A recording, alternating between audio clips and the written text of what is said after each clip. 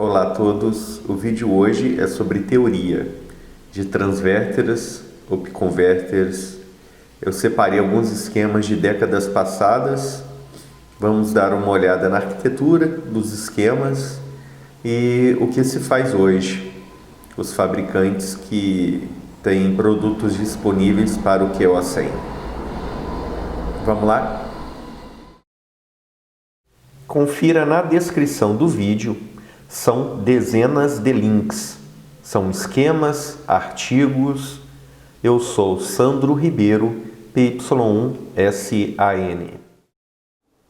Vou fazer uma rápida cronologia, um pouco da história dos esquemas de décadas passadas, publicações, as arquiteturas presentes e um pouco mais focado em projetos de transverter para bandas de frequência alta, especificamente para 2400 MHz, para ser usado no satélite QO 100. Para facilitar, eu vou separar o esquema elétrico em três partes: a parte da recepção, a parte do oscilador local e a parte da transmissão. Um transverter necessariamente vai ter esses três estágios. Posteriormente, eu vou entrar em detalhes dos amplificadores, filtros e mixers. Na figura vemos o esquema em bloco do transverter publicado na década de 90 pelo Jim Davey, WA8NLC.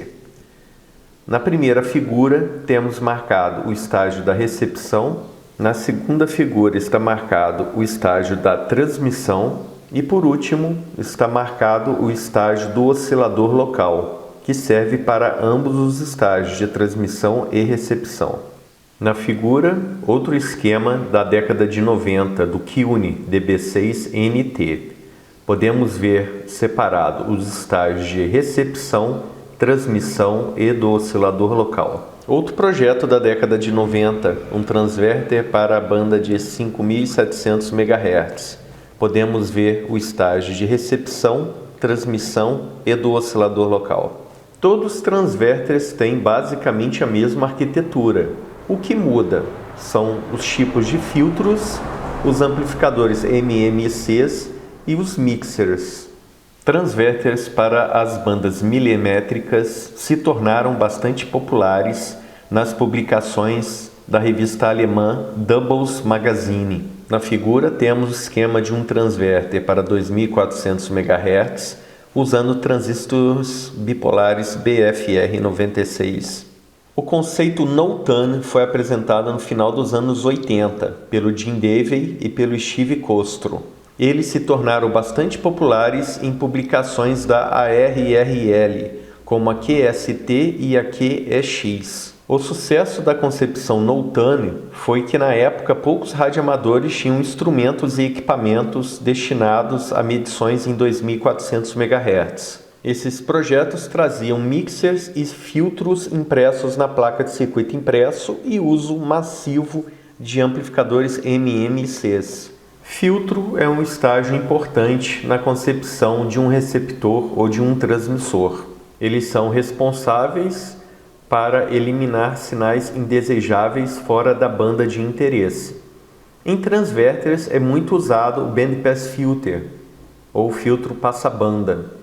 Ele pode ser interdigital, hairpin, podem ser de bobinas ajustáveis ou piezoelétrico. Filtros interdigitais são muito populares nos esquemas da década de 70 e 80. Eles têm uma concepção mecânica e têm a vantagem de aguentar altos níveis de potência, mas têm um grande tamanho físico. A figura mostra parte do projeto de um transverter para a banda de 13 cm do DJ5AP, o Gerhard. Esse esquema é um ótimo exemplo do uso de filtros interdigitais no uso de passa-banda. Aqui no Brasil, um colega radioamador PY4AJ, o Fábio, ele fez uma réplica desse projeto e usa atualmente no QO 100. Outro filtro passa-banda bastante popular são cavidades ressonantes usando tampões de cobre. Na figura mostra parte de um projeto de um transverter do Paul W1 GHz que usa esse tipo de filtro. Dentro do filtro tem 2 probes, as 2 sondas, uma para a entrada e outra para a saída do filtro, e no topo um parafuso para ajustar a sintonia da cavidade ressonante. Na figura vemos um filtro do tipo hairpin. O hairpin é um dos filtros possíveis de fazer em estruturas de microstrip, em placas de circuito impresso. Na figura vemos o esquema do transverter para a banda de 13 cm publicado pelo Jim Davey na revista QST de dezembro de 1992. Reparem o uso massivo de filtros hairpins na placa de circuito impresso. Como exemplo de conceito no-tune usando hairpin, na figura temos outro projeto do Sr. Zach Lau, hoje W1VT. Ele é engenheiro sênior dos laboratórios da ARRL e esse projeto também foi publicado na revista QEX na década de 90. Esses projetos eram vendidos em forma de kits. Era comum nas revistas da QST e da QEX propagandas da DEMI, Don West Microwave. O transverter, que eu comecei os trabalhos aqui no Brasil no QO100, é uma réplica desse projeto do WA8NLC.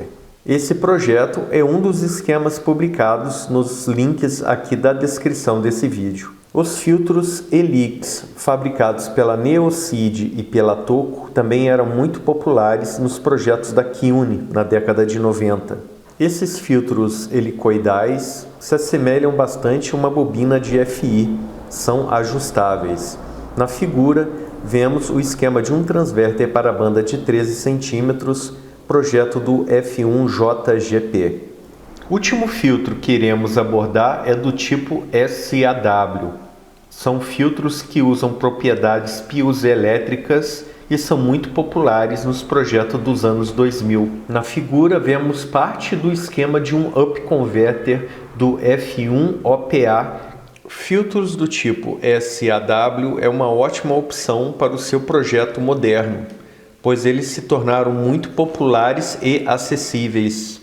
Isso graças à proliferação de equipamentos que funcionam em 2.4 GHz e usam a I3E 802.11, que é o famoso Wi-Fi ou comunicações sem fio como Bluetooth. A figura mostra uma placa PCM CIA da década passada que eu ganhei de sucata.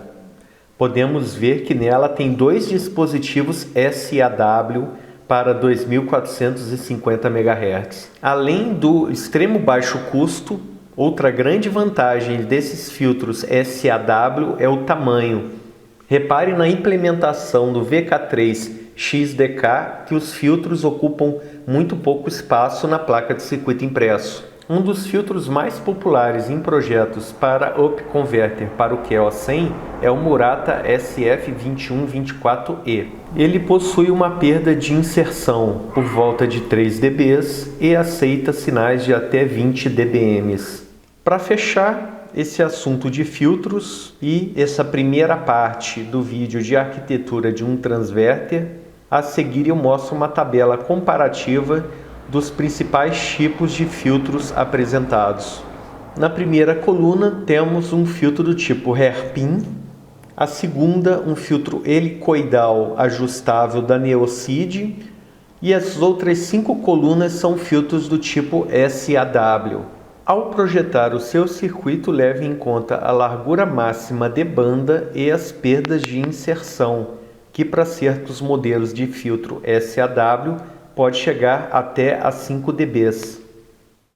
Espero que vocês tenham gostado desse primeiro vídeo de arquitetura de um transverter, especificamente os de micro-ondas. Na segunda parte, eu irei tratar os amplificadores MMICs e os mixers, e irei comentar um pouco dos esquemas disponíveis na internet para up converters para o QO100. Se você deseja conhecer um pouco mais, ou montar o seu próprio equipamento. 73 de PY1 SAN